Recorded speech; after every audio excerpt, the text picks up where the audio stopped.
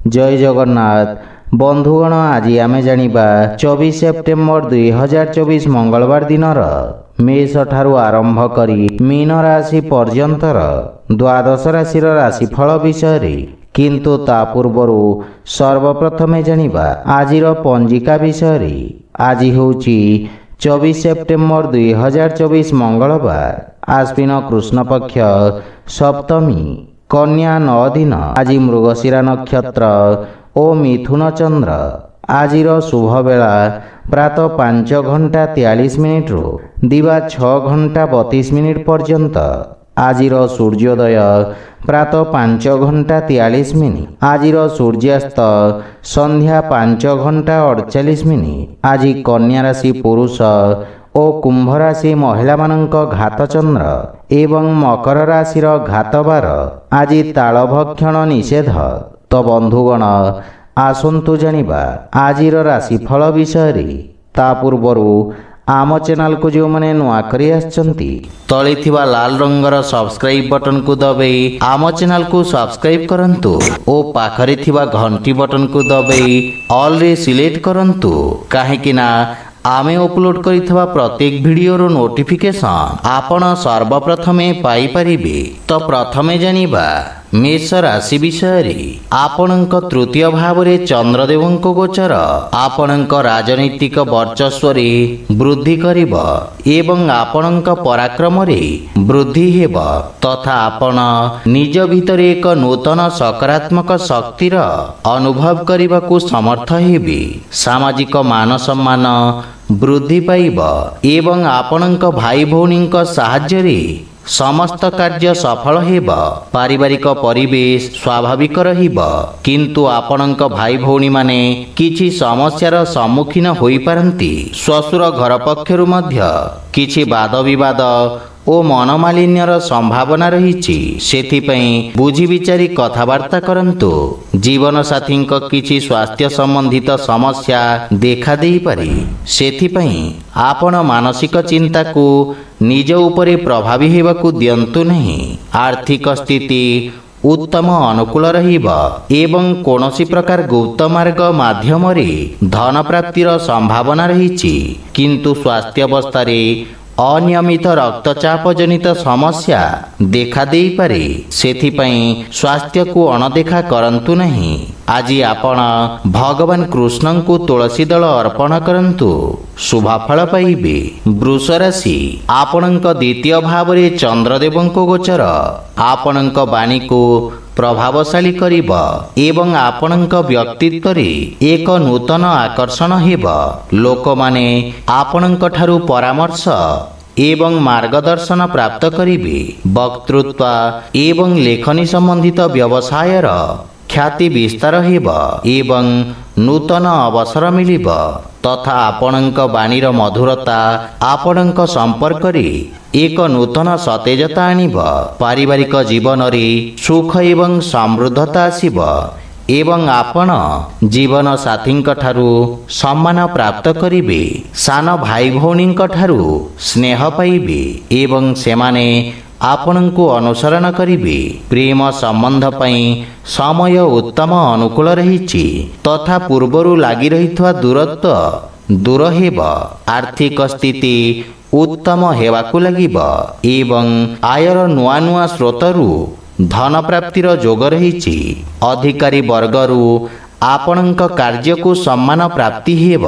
छात्र छात्री माने निजको उपयुक्त भाव रे प्रकाश करने समर्थ हेबे तथा उन्नतिर मार्ग प्रशस्त हेब एवं आपणक कार्य सबुठारे प्रशंसित हेब। स्वास्थ्य अवस्था उत्तम अनुकूल रहिछि एवं श्वास संबंधित रोग रे सुधार आसिब। आज आपण गोमाता को खाइबाकू दियंतु शुभफल पाइबे। मिथुन राशि आपणक राशि स्थान चंद्रदेवंक गोचर आपणक पूर्वरु चलीथिबा किछि समस्यारु मुक्ति प्रदान करिब एवं आपणक व्यक्तित्व रे आकर्षण ଏବଂ ସୌନ୍ଦର୍ଯ୍ୟ ଆଣିବ। କାର୍ଯ୍ୟକ୍ଷେତ୍ରରେ ଆପଣ କରିଥିବା ପରିବର୍ତ୍ତନରୁ ସକାରାତ୍ମକ ପରିଣାମ ପ୍ରାପ୍ତି ହେବ ଏବଂ ଆପଣଙ୍କ ବ୍ୟବହାରିକ ଚିନ୍ତାଧାରା ଆପଣଙ୍କୁ ସମାଜରେ ସମ୍ମାନ ପ୍ରଦାନ କରିବ। ବିଦ୍ୟାର୍ଥୀ ଛାତ୍ରଛାତ୍ରୀଙ୍କ ପାଇଁ ଇଚ୍ଛାକୃତ କ୍ଷେତ୍ରରେ ଉଚ୍ଚ ଶିକ୍ଷାର ମାର୍ଗ ପ୍ରଶସ୍ତ ହେବ। କାର୍ଯ୍ୟକ୍ଷେତ୍ରରେ ଜୀବନସାଥୀଙ୍କ ପରାମର୍ଶ ସହାୟକ ସିଦ୍ଧ ହେବ ଏବଂ ଜୀବନସାଥୀଙ୍କ ସହିତ ସମ୍ପର୍କରେ ପ୍ରଗାଢ଼ତା ଆସିବ। ମାତାଙ୍କ ପକ୍ଷରୁ ଲାଭବାନ ହେବାର ସମ୍ଭାବନା ରହିଛି ଏବଂ ବିଦେଶରୁ ସୁଖଦ ସମାଚାର ପ୍ରାପ୍ତି ହେବ। ଭାଇ ଓ ସାଙ୍ଗମାନଙ୍କ ସହଯୋଗ ଆପଣଙ୍କୁ ଖୁସି ଏବଂ ଆତ୍ମବିଶ୍ୱାସରେ ବୃଦ୍ଧି କରିବ। ବିବାହ ଯୋଗ୍ୟ ବ୍ୟକ୍ତିଙ୍କ ପାଇଁ କିଛି ଉତ୍ତମ ପ୍ରସ୍ତାବ ଆସିବାର ସମ୍ଭାବନା ରହିଛି। ପ୍ରେମ ଜୀବନରେ ମଧୁରତାର ସଞ୍ଚାର ହେବ ଏବଂ ରାଜକୀୟ ପକ୍ଷରୁ ଆର୍ଥିକ ଲାଭ ପ୍ରାପ୍ତି ହେବ। ସ୍ୱାସ୍ଥ୍ୟ ଉତ୍ତମ ଅନୁକୂଳ ରହିଛି।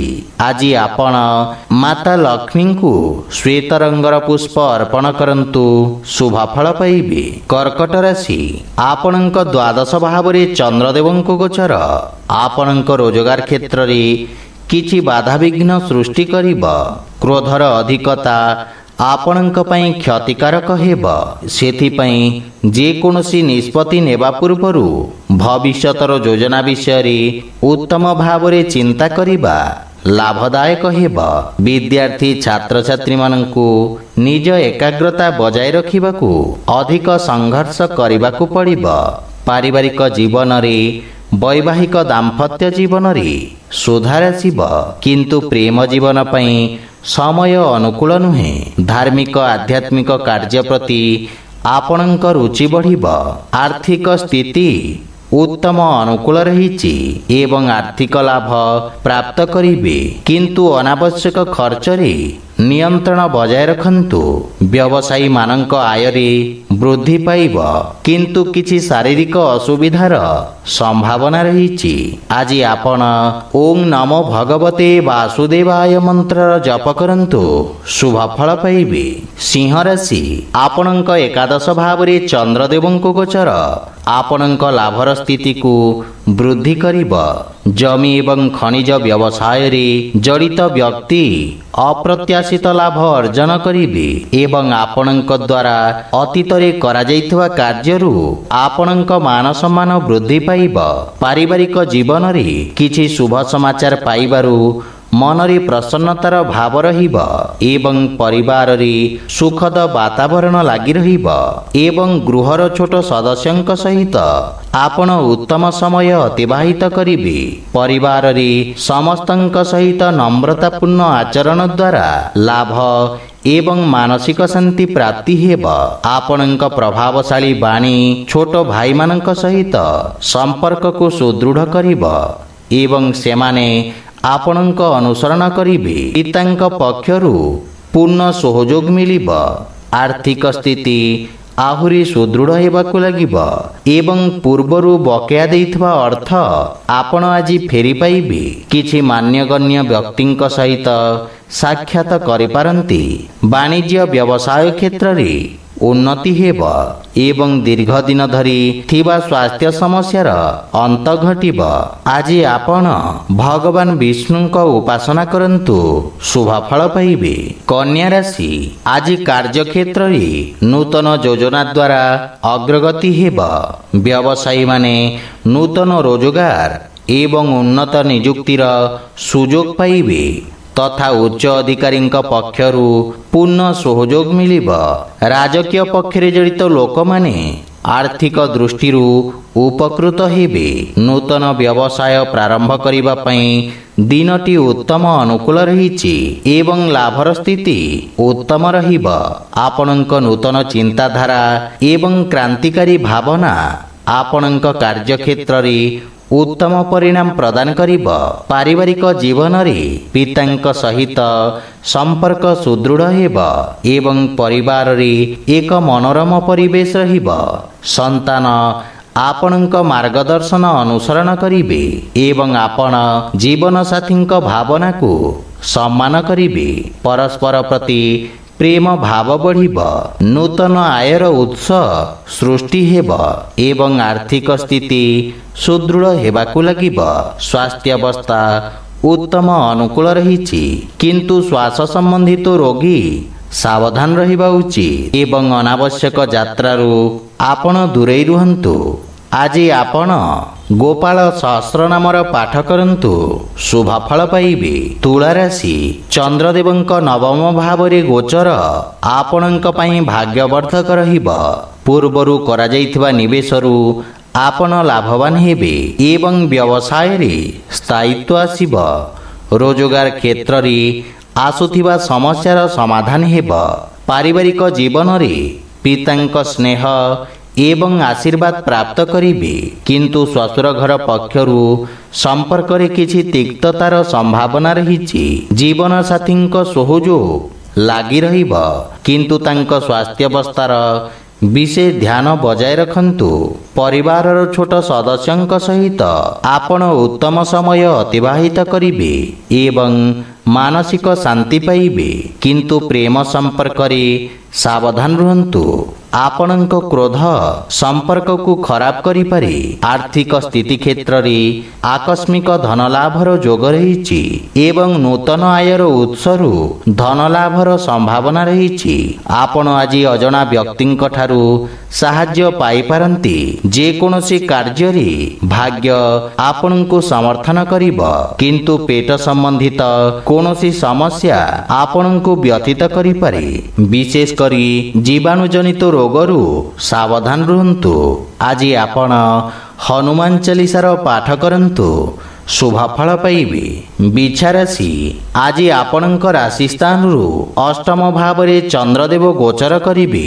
ସେଥିପାଇଁ ଆପଣଙ୍କୁ କିଛି ଆକସ୍ମିକ ସମସ୍ୟାର ସାମ୍ନା କରିବାକୁ ପଡ଼ିପାରେ। ଅନାବଶ୍ୟକ ଖର୍ଚ୍ଚ ଆପଣଙ୍କ ଆର୍ଥିକ ସନ୍ତୁଳନକୁ ଖରାପ କରିପାରେ। କାର୍ଯ୍ୟକ୍ଷେତ୍ରରେ ଅତ୍ୟଧିକ କାର୍ଯ୍ୟ ବା ଅସାମଞ୍ଜସ୍ୟ ସ୍ଥିତି ମାନସିକ ଚାପର କାରଣ ହେବ ଏବଂ ପରିବାର ସଦସ୍ୟଙ୍କ ସହିତ ଛୋଟିଆ କଥାକୁ ନେଇ ମତଭେଦ ଦେଖାଦେଇପାରେ। ଦୈନିକ କାର୍ଯ୍ୟରେ ମଧ୍ୟ ବ୍ୟବଧାନ ଉତ୍ପନ୍ନ ହେବ ଏବଂ ଭାଇ ଭଉଣୀଙ୍କ ସମ୍ପର୍କରେ ତିକ୍ତତା ଆସିବାର ସମ୍ଭାବନା ରହିଛି, କିନ୍ତୁ ମାତାଙ୍କ ସ୍ୱାସ୍ଥ୍ୟାବସ୍ଥାର ବିଶେଷ ଧ୍ୟାନ ରଖନ୍ତୁ। ପ୍ରେମ ଜୀବନରେ ପରସ୍ପରର ଭାବନାକୁ ସମ୍ମାନ ଦେଇ ସମ୍ପର୍କ ସୁଦୃଢ଼ ହେବ। ଆର୍ଥିକ ସ୍ଥିତି କ୍ଷେତ୍ରରେ ଅନାବଶ୍ୟକ ଆର୍ଥିକ ଦେବାନେବାରୁ ଆପଣ ଦୂରେଇ ରୁହନ୍ତୁ। କୌଣସି ପ୍ରକାରର ନିବେଶ କିମ୍ବା ଖର୍ଚ୍ଚ କରିବା ପୂର୍ବରୁ ସମସ୍ତ ଡକୁମେଣ୍ଟ ଗୁଡ଼ିକୁ ଭଲ ଭାବରେ ଯାଞ୍ଚ କରନ୍ତୁ। କୌଣସି ବିଶ୍ୱସ୍ତ ବ୍ୟକ୍ତିଙ୍କ ସମର୍ଥନ ଆପଣଙ୍କ ପାଇଁ ସହାୟକ ହେବ। ବିଦ୍ୟାର୍ଥୀମାନଙ୍କୁ ନିଜ ଲକ୍ଷ୍ୟ ହାସଲ କରିବାକୁ ଅଧିକ ସଂଘର୍ଷ କରିବାକୁ ପଡ଼ିବ। ରୋଗ, ବିଷ ଏବଂ ଶତ୍ରୁମାନଙ୍କ ଠାରୁ ସାବଧାନ ରୁହନ୍ତୁ ଏବଂ ସ୍ୱାସ୍ଥ୍ୟ ପ୍ରତି ବିଶେଷ ଧ୍ୟାନ ରଖନ୍ତୁ। ଆଜି ଆପଣ ମହାମୃତ୍ୟୁଞ୍ଜୟ ମନ୍ତ୍ର ପାଠ କରନ୍ତୁ, ଶୁଭ ଫଳ ପାଇବେ। ଧନୁରାଶି, ଆପଣଙ୍କ ସପ୍ତମ ଭାବରେ ଚନ୍ଦ୍ରଦେବଙ୍କ ଗୋଚର ଆପଣଙ୍କ ସହଯୋଗୀଙ୍କ ଦ୍ୱାରା ଲାଭ ପ୍ରଦାନ କରିବ। ବାଣିଜ୍ୟ ବ୍ୟବସାୟରେ ନୂତନ ସମ୍ପର୍କ ପ୍ରତିଷ୍ଠା ହେବ, ଯାହା ପାରସ୍ପରିକ ଲାଭଦାୟକ ସହଭାଗିତାରେ ପରିଣତ ହେବ। ଏହି ସମୟ ଆପଣଙ୍କ ପାଇଁ ଅତ୍ୟନ୍ତ ଶୁଭ ରହିଛି ତଥା ଭାଗ୍ୟ ଆପଣଙ୍କ ସପକ୍ଷରେ ରହିବ।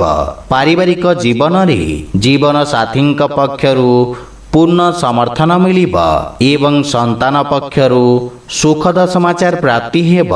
କର୍ମକ୍ଷେତ୍ରରେ ଜୀବନସାଥୀଙ୍କ ପରାମର୍ଶ ସହାୟକ ସିଦ୍ଧ ହେବ ଏବଂ ପତିପତ୍ନୀଙ୍କ ସମ୍ପର୍କରେ ପ୍ରଗାଢ଼ତା ଆସିବ। ଭାଇ ଓ ବନ୍ଧୁମାନଙ୍କର ସମଗ୍ର ସଂଗଠନ ଆପଣଙ୍କ ମନକୁ ଖୁସି ଏବଂ ଆତ୍ମବିଶ୍ୱାସରେ ପରିପୂର୍ଣ୍ଣ କରିବ।